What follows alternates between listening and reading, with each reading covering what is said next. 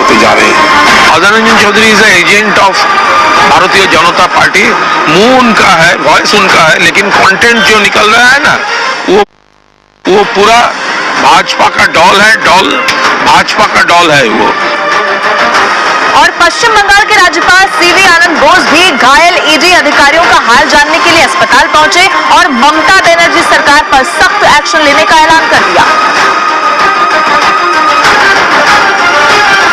If government fails its basic duty, then the Constitution of India will definitely take its course. As governor, I reserve all my constitutional options for appropriate action at the appropriate moment. और एक और बहुत बड़ी खबर आपको बता दें, TMC नेता शंकर आध्या की गिरफ्तारी के दौरान उनके समर्थकों ने ईडी पर फिर से हमला किया है। उनकी गाड़ी पर बाकायदा पत्थर फेंके गए हैं। ये बहुत बड़ी खबर आपको बता दें, टीएमसी नेता शंकर आध्या जिनकी गिरफ्तारी अब हो चुकी है, लेकिन ईडी के अधिकारी जब यहाँ पर पहुंचे थे तो उनके समर्थकों ने रोकने की कोशिश की। तस्वीरें जो सामने आई है वो भी आपकी स्क्रीन पर इस वक्त हम आपको दिखा रहे हैं। ये जो जगह आपको दिखाई दे रही है, यहीं से शंकर आध्या को गिरफ्तार किया गया है। आशिका न्यूज 18 संवाददाता इस वक्त मेरे साथ फोन लाइन पर जुड़ गई है। आशिका, यही तस्वीर हमने कल भी देखी हिंसा की, जब ईडी के अधिकारियों पर हमला किया गया, बाकायदा मीडिया कर्मियों को भी यहाँ पर निशाना बनाया गया, और आज एक बार फिर से वही। बिल्कुल, संदेश खाली में जो खूनी हमला देखने को मिला है ईडी के अधिकारियों के ऊपर, सीआरपीएफ के जवानों के ऊपर, लगभग वही तस्वीर कल रात को जब शंकर आध्या को गिरफ्तार कर रहे थे बोनगा में देखने को मिली है। जब वहां पर इकट्ठा हो गए शंकर आध्या के जो समर्थक थे, ईडी के जो अधिकारी जब लेकर के निकल रहे थे शंकर आध्या को, सामने खड़े हो गए, उनको आगे बढ़ने नहीं दे रहे थे। ईंट पत्थर जो है वो ईडी की गाड़ियों पे बरसाए। हालांकि वहां पर सीआरपीएफ के जो जवान मौजूद थे, बड़ी संख्या में, उन्होंने परिस्थिति पर नियंत्रण पाया और किसी तरह से जल्दी में गाड़ी में बैठाया शंकर आध्या को और कोलकाता के लिए निकल गए। लेकिन ये तस्वीर बार सामने आ रही है कि ईडी के अधिकारी जब अपनी कार्रवाई करने जा रहे हैं तो उनको रोका जा रहा है, उनके ऊपर हमला किया जा रहा है।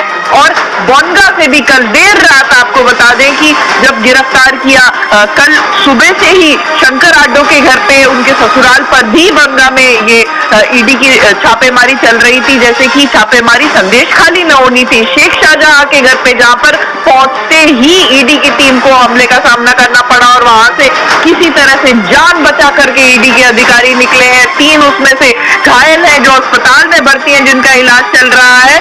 और फिलहाल वही तस्वीर जो है शंकर आध्या को गिरफ्तार करते हुए भी नजर आई है, जहां पर शंकर आध्या के जो समर्थक है वो ईडी की टीम के सामने आए हैं, ईडी के काम में बाधा पहुंचाने का काम किया है। और जब वहां से गाड़ी निकल रही थी तब भी ये देखा गया है कि वहां लगातार जो उनके समर्थक मौजूद थे वो हमला करने की कोशिश कर रहे थे कि गाड़ी आगे ना बढ़े।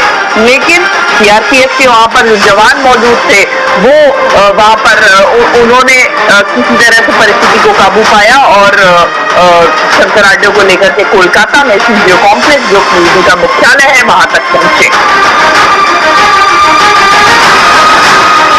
शुक्रिया आशिका आपका इस तमाम जानकारी के लिए। तो जिस तरीके से गुंडागर्दी यहाँ पर ये कर रहे हैं नेता के समर्थक, वो बड़ा सवाल है। दरअसल शाहजहां शेख से ये शुरू हुआ था, जो अब जिस तरीके से ये एक तरीके से ट्रेंड बनता जा रहा है। लेकिन सवाल ये खड़ा होता है कि शाहजहां शेख कौन है जिनके समर्थन में सुबह 7 बजे लोगों की भीड़ इतनी ज्यादा जुट गई। तो शुरुआत कल से होती है। टीएमसी नेता शाहजहां शेख फिलहाल जिला परिषद में पदाधिकारी है और इससे पहले वो नगर पालिका के चेयरमैन है। उत्तर 24 परगना के जिस संदेश खाली इलाके में ईडी अधिकारियों पर हमला हुआ, कहा जाता है कि वहां शाहजहां शेख की मर्जी के बिना एक पत्ता तक नहीं हिलता। संदेश खाली इलाके में शाहजहां शेख के नाम पर ईंट के कई भट्टे हैं। शाहजहां शेख का घर बिल्कुल बांग्लादेश सीमा पर है। आरोप यह है कि बांग्लादेश में भी उनका मकान और काफी संपत्ति है। 2011 तक वो सीपीआई-एम में थे, मगर पश्चिम बंगाल में टीएमसी के सत्ता में आने के बाद उससे जुड़ गए और धीरे धीरे वो राज्य के पूर्व खाद्य मंत्री ज्योति प्रिय मलिक के करीबी हो गए। ज्योति प्रिय मलिक को राशन घोटाला मामले में ईडी पहले ही गिरफ्तार कर चुकी है।